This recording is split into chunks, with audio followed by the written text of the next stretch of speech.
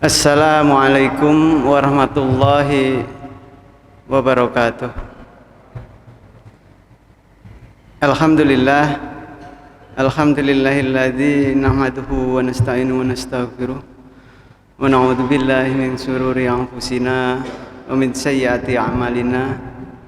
May yahdihillahu fala mudhillalah wa may yudlil fala hadiyalah.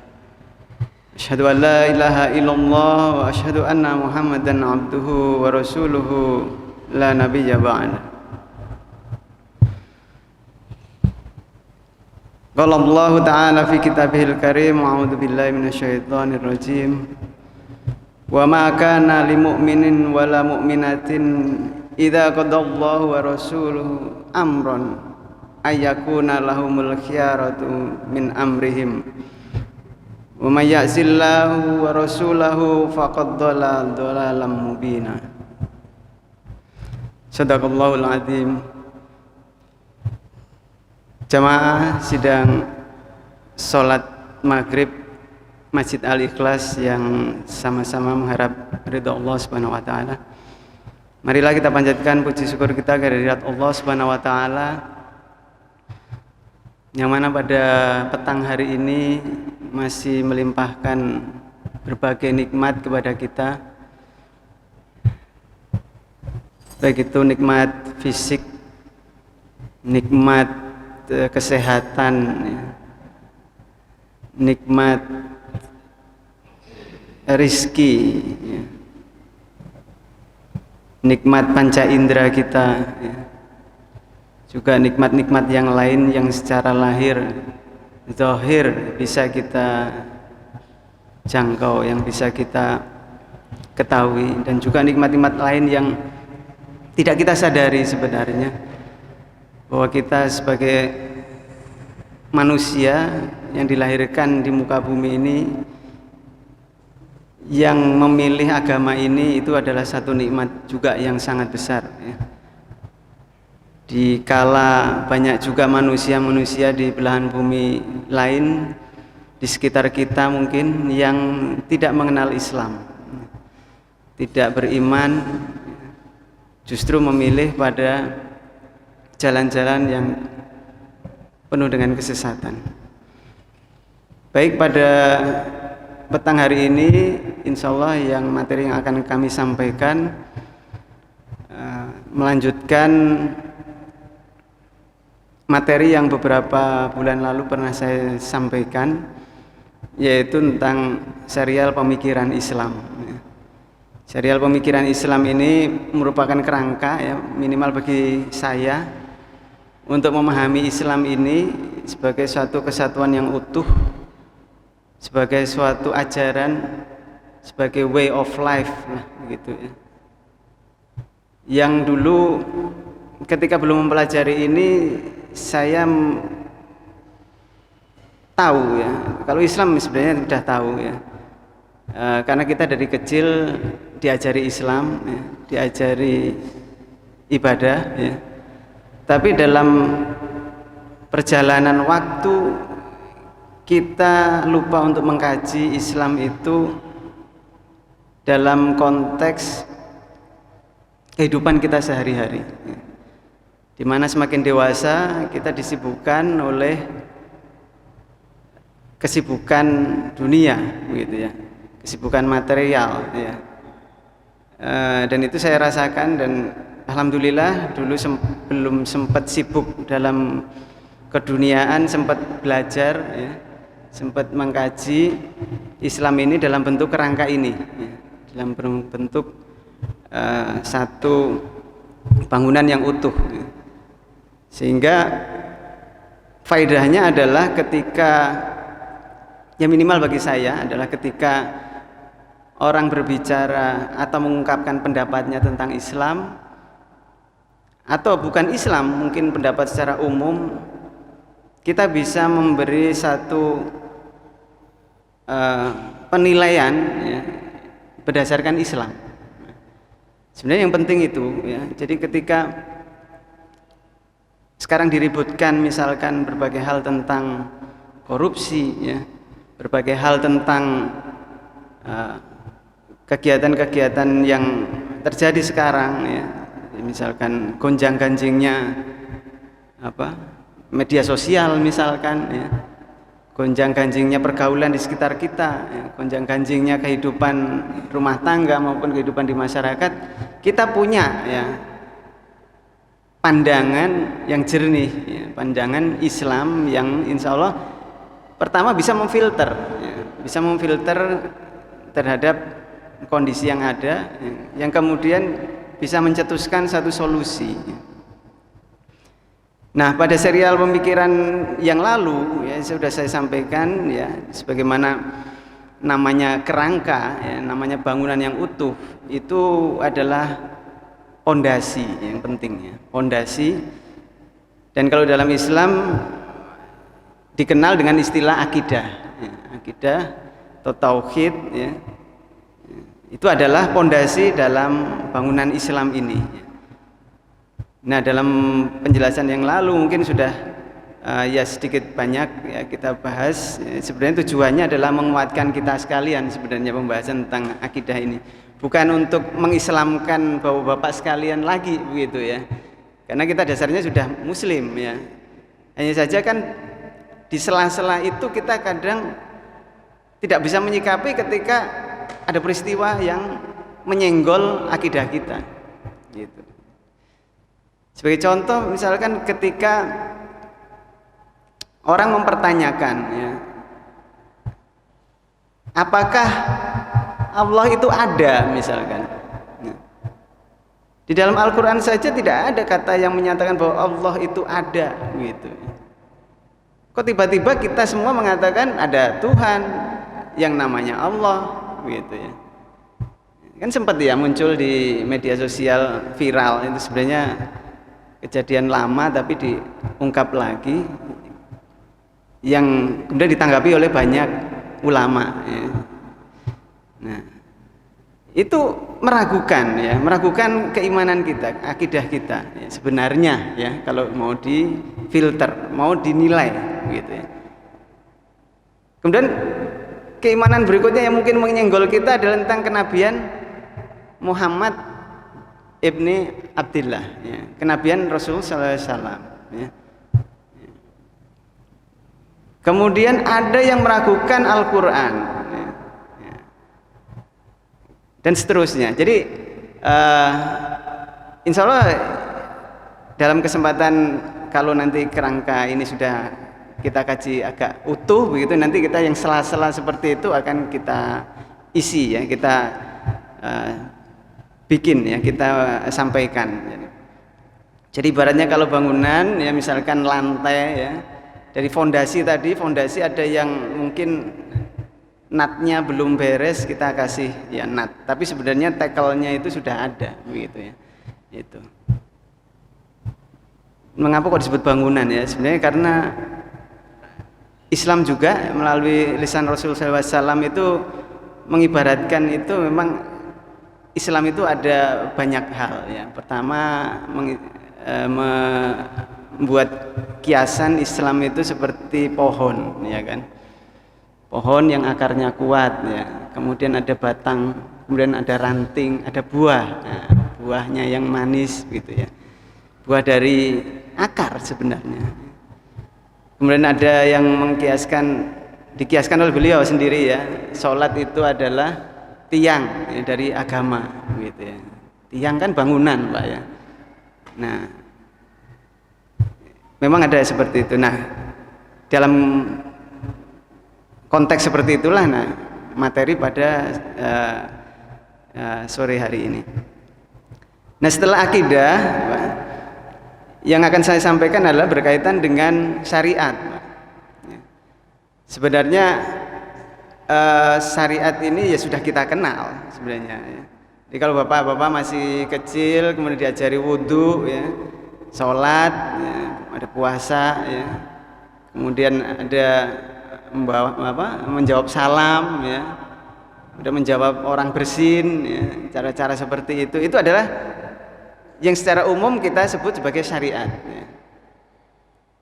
Makanya ada juga yang menyatakan ulama syariat itu sebenarnya sama dengan thariqah ya, sama dengan jalan ya. dalam makna bahasa ya, makna bahasa. Jadi bagaimana kita berjalan ya, bertingkah laku ya, mungkin berbicara ya, bersikap atau diamnya kita terhadap sesuatu, asal itu ada dasarnya dalam Islam, itulah syariat bagi kita gitu ya. Kok diam jadi jadi syariat ya, karena memang ada ya, ketika orang ngomongin orang gibah misalkan, kita yang ada di situ ya jangan menimpali ya, kita diam. Nah diamnya di situ karena menjaga lisan kita, itulah syariat ya, syariat kita gitu. Nah itu adalah pilar kerangka yang kedua ya. Jadi setelah ada pondasi, kemudian ada walau alam ya, mau disebut sebagai dindingnya atau tiangnya atau gedeknya lah ya. Tapi bagaimana kita setelah memeluk Islam gitu ya, tauhid ya, syahadat, kemudian tidak berhenti di situ ya, tapi kemudian melangkah. Nah melangkahlah ini dengan cara-cara yang ditunjukkan oleh Quran dan hadisnya, itulah syariat ya. Makanya memasuki materi ini ada satu definisi ya, yang dijelaskan para ulama bahwasanya syariat atau hukum syara itu adalah khitabus syari al-muta'alliqu bi af'alil ibad ya. Jadi ada yang disebut khitab ya, khitabus syari. Khitab itu seruan Pak ya. Syari itu adalah pembuat hukum ya.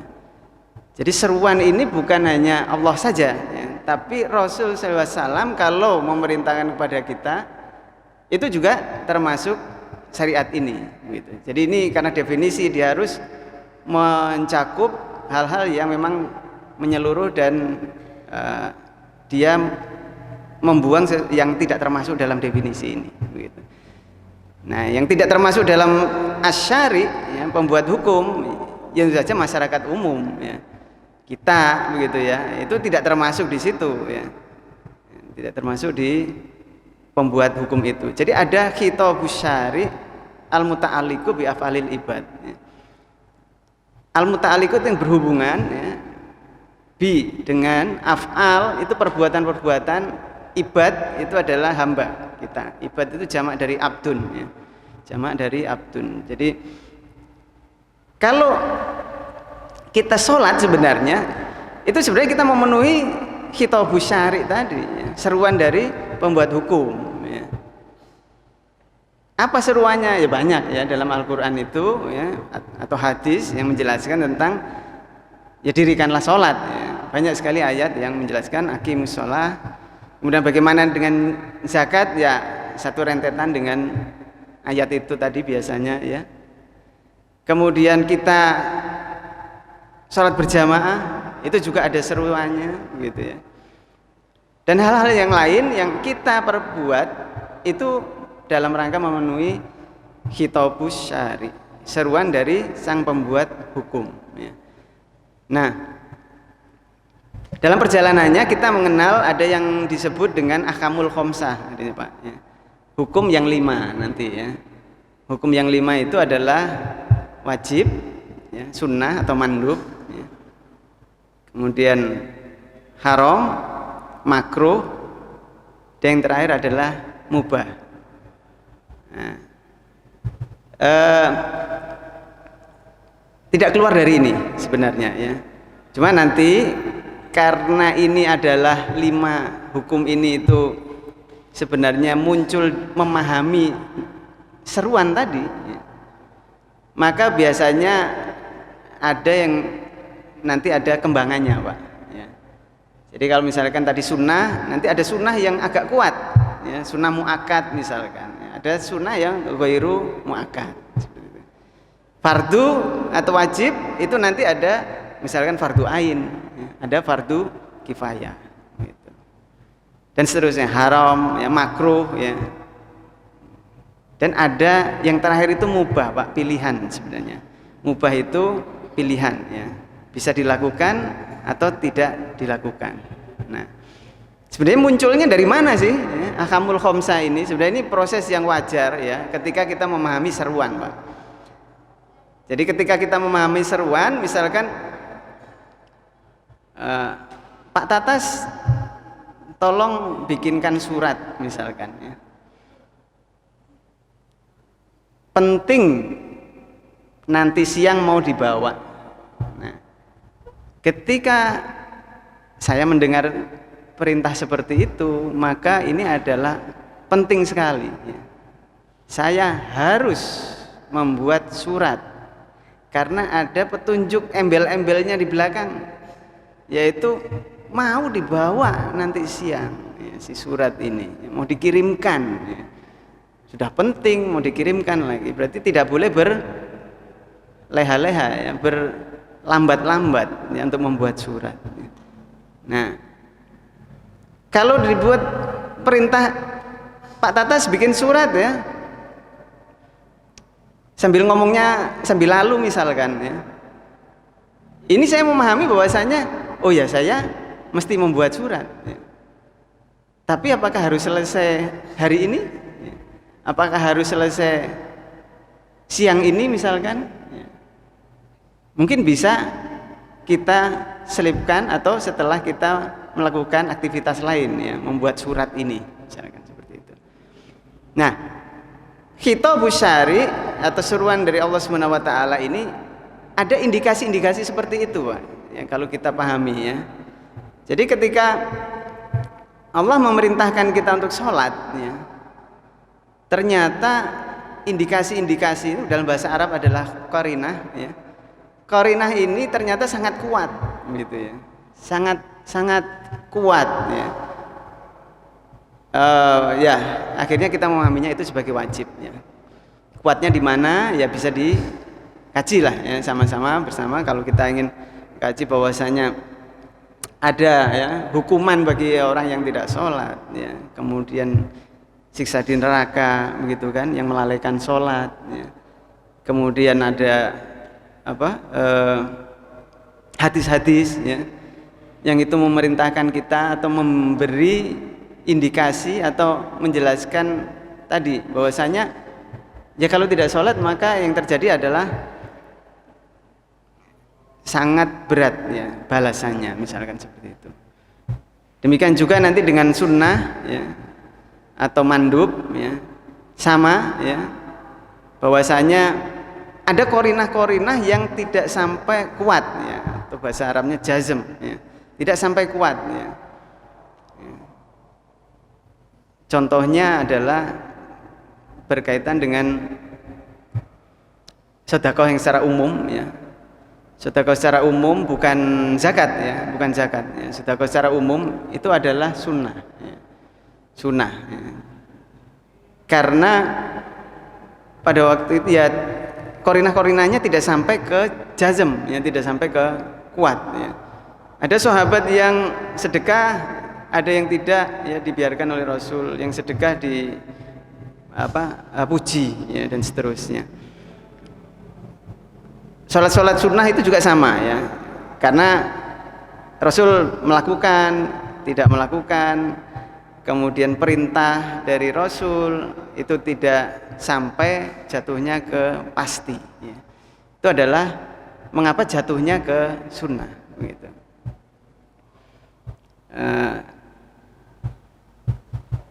Sholat Idul Fitri ya sampai sholat Idul Adha ya, itu kan sunnah ya, kalau dipahami ya. Kemudian ada hal-hal yang lain ya,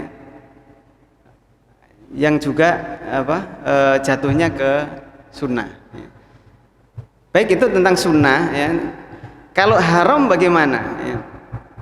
Haram dipahami juga dari khitabus syari ya, seruan dari Allah dan Rasulnya, yaitu ketika melarang sesuatu ya.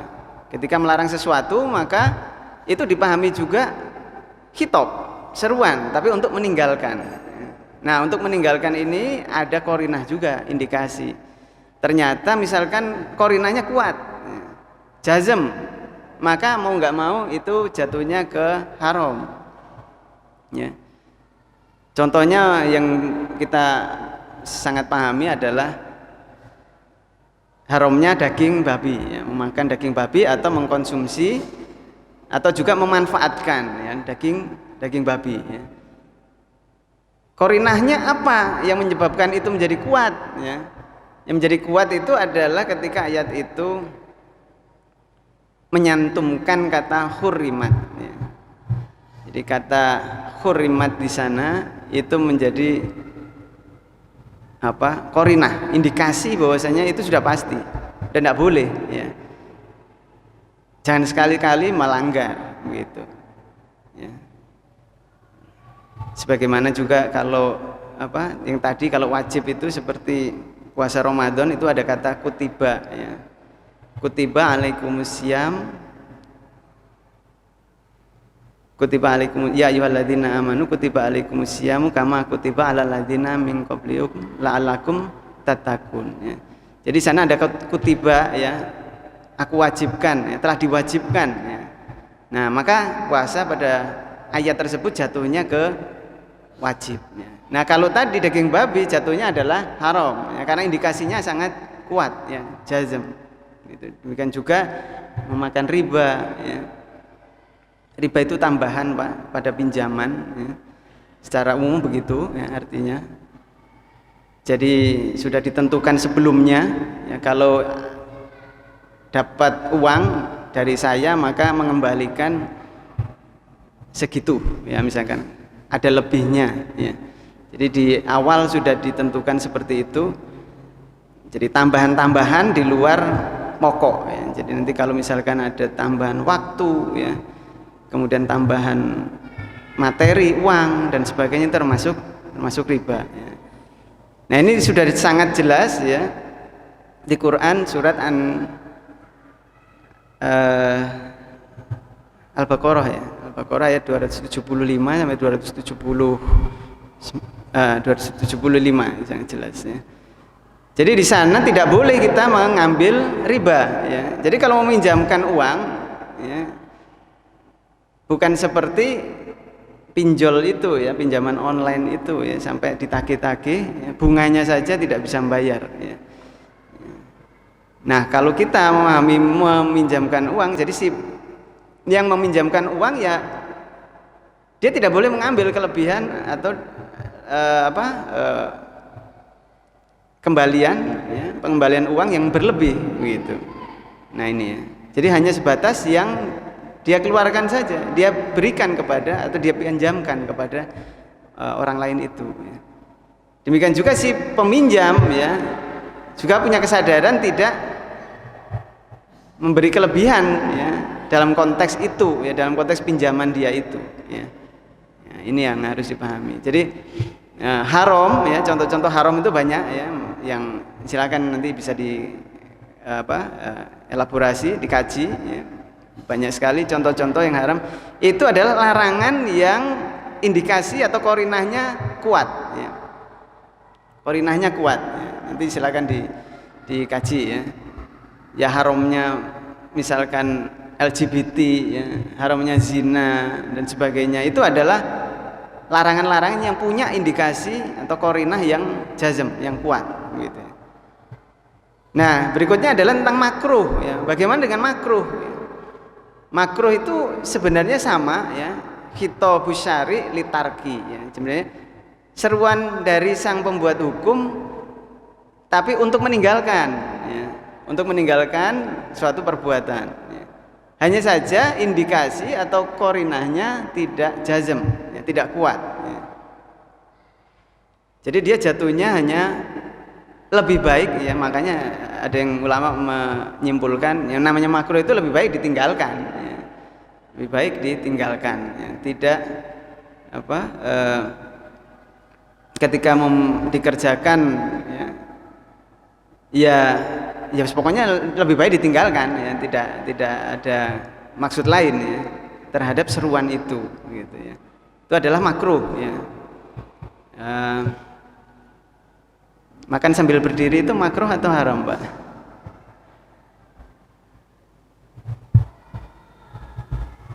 Makan minum sambil berdiri. Ada yang bilang makruh ya, ada yang haram ya. Ya nanti silakan ya. Ada yang karena hadis itu menyetarakan dengan perbuatan setan misalkan. Nah, itu dipahami sebagai indikasi yang kuat atau tidak ya. Nah, sama-sama ya kita belajar gitu. Intinya makruh itu adalah ketika dilarang indikasinya kok nggak sampai jazm gitu, nggak sampai haram gitu. Tapi wis ya itu namanya larangan, tapi ya lebih baik ditinggalkan gitu ya. Itu. Nah, berikutnya adalah akhirnya ada khitab ya, ada seruan yang dia itu kita bisa memilih ya antara melakukan perbuatan itu melakukan perbuatan A atau melakukan perbuatan B ya. Itu jatuhnya akhirnya mubah ya, Pak ya, mubah atau boleh tadi jaiz ya disebutnya. Jadi tidak ada konsekuensi ya, artinya kita diberi pilihan ya, untuk memilih A atau B. Biasanya ini berkaitan dengan tata cara kita melakukan yang wajib itu tadi ya, biasanya ya. Seperti misalkan sholat Pak ya. Sholat itu mau pakai hem ya atau mau pakai kaos ya, ya jatuhnya ya mubah Pak ya, ya mubah.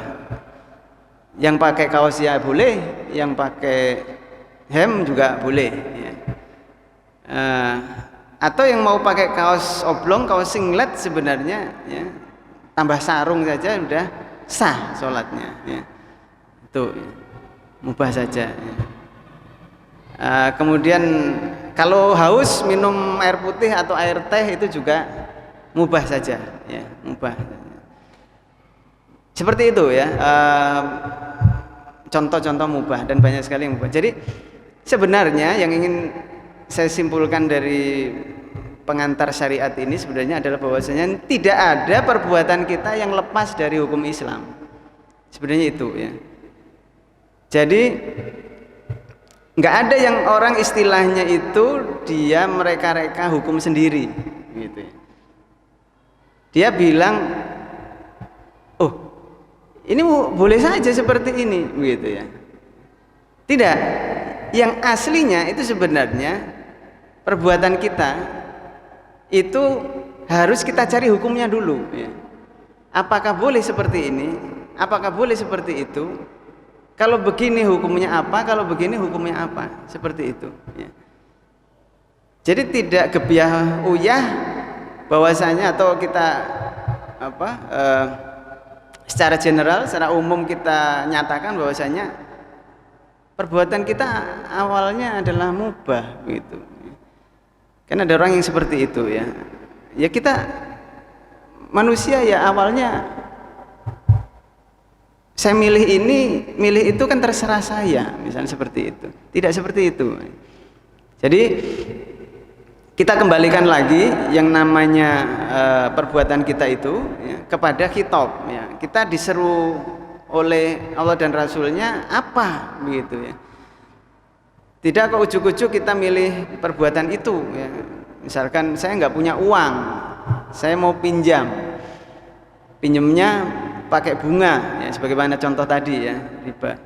Kan boleh-boleh saja gitu. Kan di bank menyediakan kredit ya. Kan di tetangga sebelah ada kredit panci ya. Dan seterusnya. Nah, kemudian orang itu melangkah sesuai dengan keinginan dia begitu. Tidak seperti itu ya. Jadi kesimpulan seperti itu. Jadi sampai pun mubah itu ada landasannya dalam Islam gitu ya. Ya. Itu ya. Jadi mungkin itu dulu yang sebagai penghangat. Mungkin ada yang ingin bertanya atau ingin penjelasan yang lebih jauh, atau yang belum jelas silahkan ya. Atau ingin berdiskusi monggo. Ada mikrofon nanti di depan, silakan. Pak yang ingin berdiskusi atau bertanya. Masih ada waktu ya, 5 menit ya, lebih. Ya.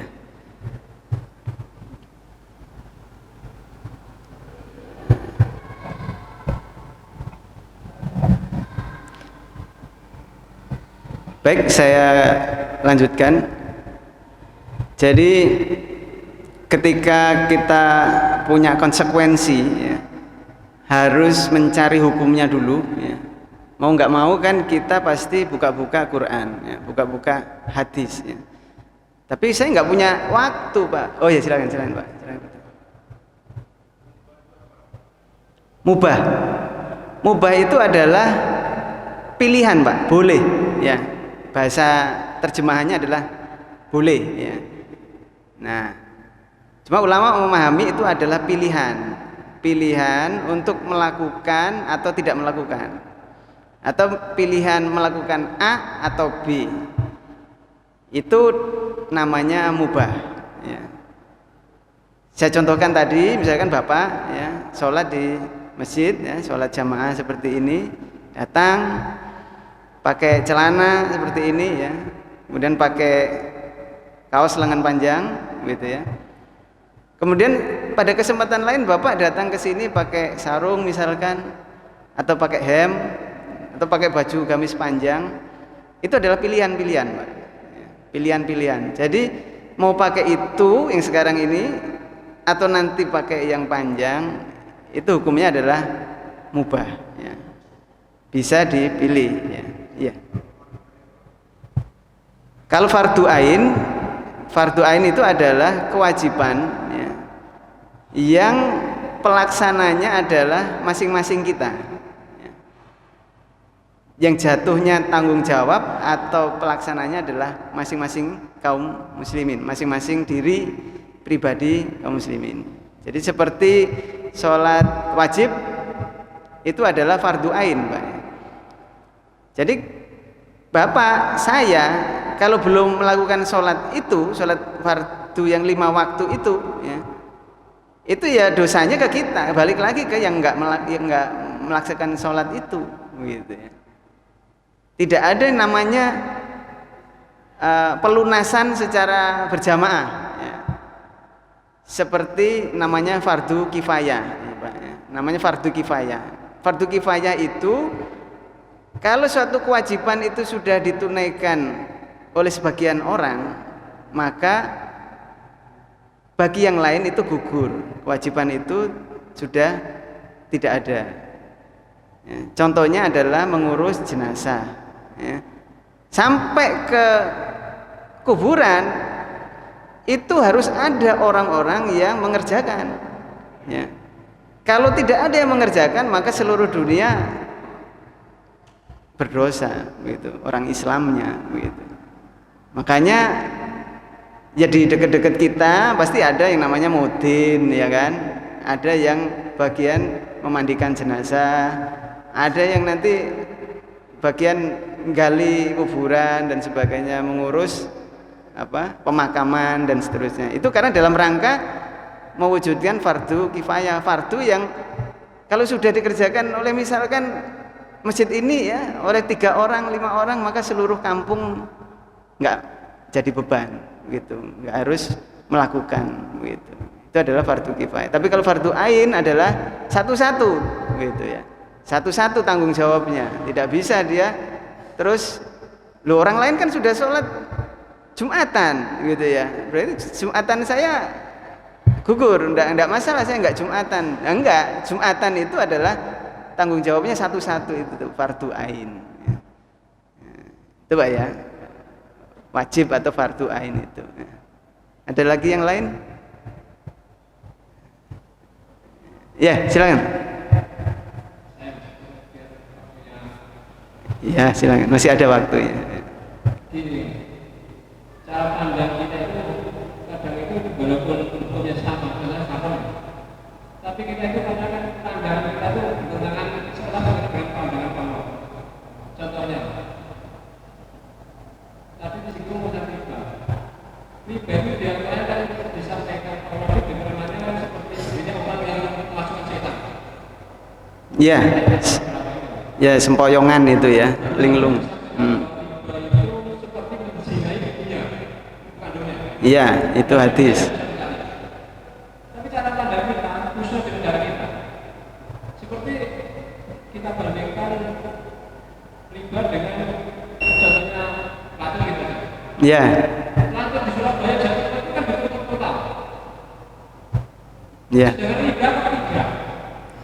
Sedang nggak mungkin misalkan kita punya di tempat curah terus mau masuk itu berguna pada Iya. nggak mungkin. Iya. Pasti orang lain. Iya. Tapi kan dosanya tidak ada apa kan besar. Iya. Tapi kenapa baru bisa masuk saja? Kira-kira pada kita itu bagaimana? Ya. Nah, ini Pak berkaitan dengan seperti ada kontradiksi ya, bahwasanya riba yang seperti itu kok masih ada di Indonesia, di mana salah satu dosanya yang paling ringan itu seperti menzinahi ibunya sendiri ya. Di pihak lain ada lokalisasi yang sudah ditutup gitu ya, sudah ditutup gitu ya. Nah, terus seperti kontradiksi ya, bahwasanya ada keharuman yang kok berlanjut terus, ada keharuman yang sudah berhenti gitu ya Pak ya. Gitu. Saya simpulkan seperti itu.